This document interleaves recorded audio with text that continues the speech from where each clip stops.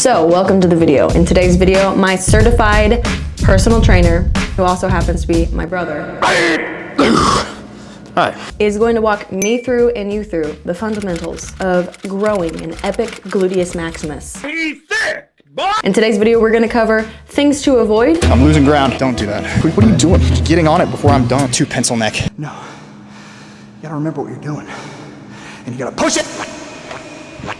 One huge mistake that I see so many girls make, including myself. High as you want to. And 3 epic glute growing exercises that you can start implementing now. Yeah, I hope you guys enjoy today's video, and let's get into it.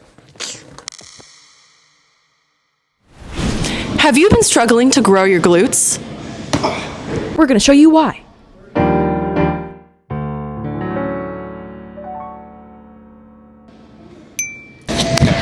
Can I use this? Yeah, you take it. All right, why am I an authority on this topic in any sense? Well. I just deadlifted 505 a couple of days ago. Am I doing this right? That looks good. Out of height. Up. Oh, dang it. No way. Good job. You need pretty strong glutes to do that. Are my glutes big? Do I have? He's thick, boy! I've been complimented on my glutes more You have a fat. It's a curse because I don't want to be known for having big glutes. I want to be known for shoulders and biceps. Something cool. The posterior. I want to have big butt. I am blessed with something that I do not desire. But it's okay, because now I can teach you guys how to get big glutes for yourself. That's not how I wanted that to go, but it's fine.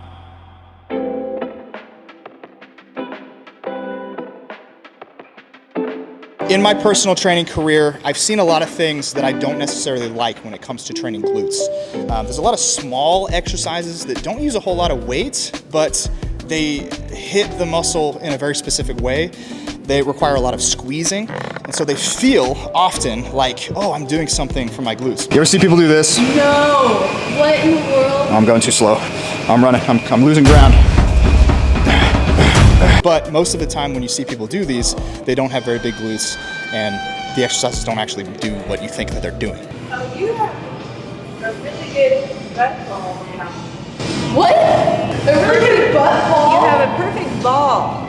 Yes. Right at the top. I have a butt And you go ball. all the way up to the top. Is that something you want? Yes, it's something that you definitely want. Okay. Oh. What are you doing? You're getting on it before I'm done. This is a good example of a really good activation exercise. I sometimes do this with clients before we get into squatting, especially if they have hip problems, mobility issues, things like that. We can kind of get the muscles warm before we have to put them into a more loaded, disadvantageous position. Really anything with this, these bands are great to develop technique, to get you to fire your glutes while you're doing squats and stuff like that, but or to activate the glutes, but to build them, no. Great for that. Great for building glutes. Debatable. I don't think so.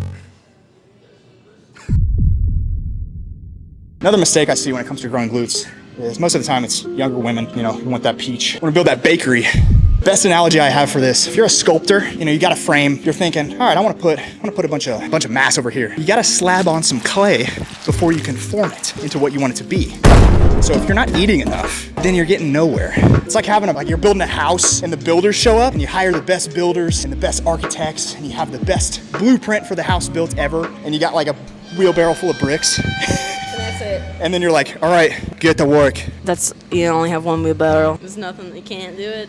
Sorry. If you want a big house, you gotta have a good amount of material. So I'm not saying go eat everything in sight, but make sure you're getting enough protein, make sure you're getting enough carbohydrates before and after your workout to fuel yourself properly. Then make sure you're getting enough healthy fats to keep your hormonal balance in check. Watch Malin Mac, my bulk video day vlog for inspiration. Throw it up. Throw it up. We'll put it somewhere. Put it right there. Put it right here. Put it right there. Right there. Yeah, right there. Right there. Watch that there video. It is. So what do you need? What are the glutes required to grow? In my opinion, it's a heavy weight done for a moderate amount of reps. Not talking about doing 1 rep max deadlifts or anything like that, but something that we can hit the glutes, preferably a compound movement for a good amount of tonnage. Go ahead and stop it. I'm gonna Stop it. Yes. When you think glutes, what do you think? I think glutes when I think hip thrusts, back squat, RDLs. That's what I do. And though we were kind of knocking on them for growing glutes, I do cable kickbacks to activate, or at the end of my workout, after I've done all these compound super heavy lifts, get an extra little squeeze in. Obviously, squats and deadlifts are going to contribute pretty greatly to obviously, squats and deadlifts are going to increase. Oh my gosh. All right, why am I an authority on this topic? I'm sleep deprived. I recently became a father. And to anyone out there who just had a newborn or who has had a newborn in the past, I respect you. Anyways, squats and deadlifts are kind of your bread and butter when it comes to building the entire lower body. So they're gonna help with glutes. They're not really targeting the glutes very much. I mean, they might contribute to what?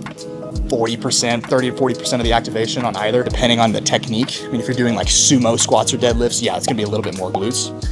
The two big movements that come to my mind when it comes to building glute size is gonna be the hip thrust and the 45-degree back extension.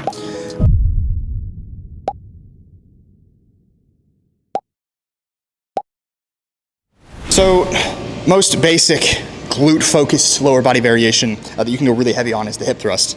And we just got this hip thrust machine a couple weeks ago. We're not gonna go through it in great detail just because, I mean, everybody knows the hip thrust. It's not that hard to hit the glutes on a hip thrust. We'll show you a couple reps and a couple different ways you can do it if you don't have the machine. So if you don't have this fancy hip thrust machine, you can always do it the old-fashioned way with just a bench, which I do not like doing it this way. It always hurts. But anyways, you can do it with a Smith machine, which I love this variation, or even single leg with a dumbbell, which is an incredible squeeze. Going all the way down, shoot up. I like this one because it's very controlled. It's not like I have to worry about the weight being unbalanced, or I don't have to worry about stabilizing it. It's kind of like doing it in a Smith machine or something like that. I just put them on a pad, wherever they'll fit. Yeah, just like that. Wait, how high can we go? High as you want to. So, when we think RDL, I think about hamstrings. Doing a glute-focused RDL is a little bit different. There's some cues that you can use in order to make it more effective.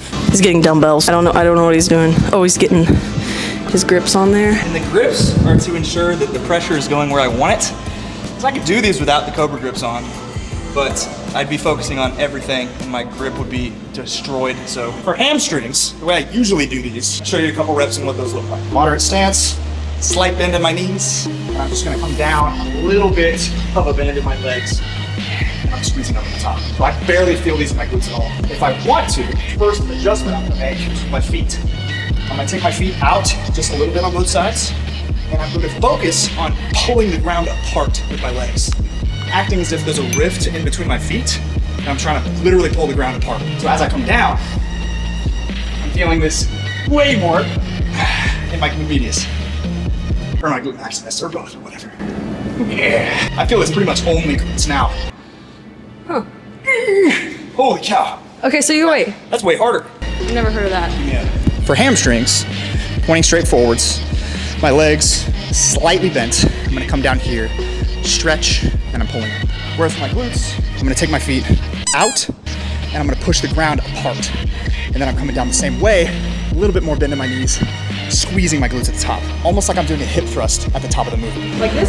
So yeah, as opposed to having the feet pointing straight forward. So imagine that there's a rift in between your feet. And you're drive it pulling apart, yep. So you can't see it on the video. What? There you go. You can't really see it on the video just because obviously the ground's not moving. But if you could see where the glutes are activating on either side, there, up, squeeze. That's it, yep. And then she's driving the hips forwards at the top. I need to start doing that. That's They're fun. insane. It's way different, like, all right. A lot of people will tell you to use way less weight and just focus on the squeeze. There comes a point where you just gotta move some weight, you know? You just gotta push yourself. What the heck are you doing? You don't push yourself, what's the point? Feet out, drive apart.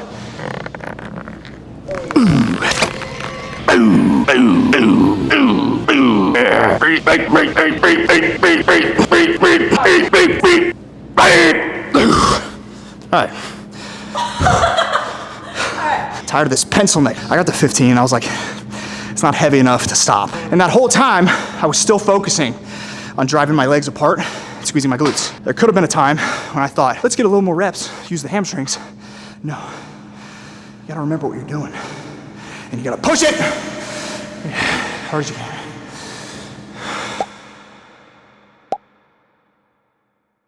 So we didn't get to filming these the day that we filmed this glute video, but hyperextensions, which are like one of my favorite glute day exercises ever, I do them with a plate, a 45-pound plate. You can also do them with a dumbbell or whatever weight you're comfortable with. Basically, bring the weight down and you pull it up. And I'm thinking of only using my glutes. Imagine that ball that my mom was talking about earlier. Like, use your butt ball to squeeze on the way up. I'm keeping my back straight. And there's another variation of this that is for your lower back strength that Tyson is doing here. He is purposely kind of like bending and arching his back and using his back kind of like a seal to be like, and come up. But that is not what we're doing with hyperextensions for glutes. We are focusing on the full squeeze of using the butt to get us up and squeezing at the top.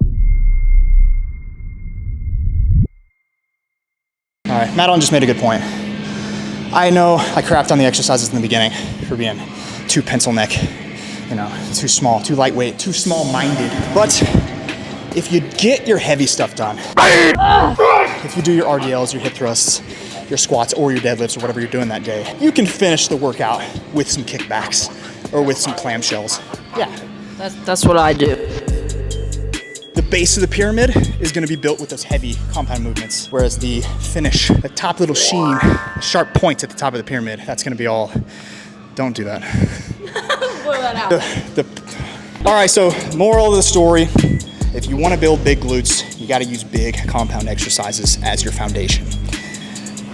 Stop pencil necking around. The basics is all you really need. Don't overcomplicate it. All right, if I stay here any longer, I'm just going to keep spouting nonsense. So. Okay. Go work today. Madeline, thank you for having me. You're welcome, Miss, and thank you for all your information. The big, strong muscle man, boy. Always a pleasure. Next, we'll make a video about how to be taller. Oh, I think I should teach that one. Peace out, bye.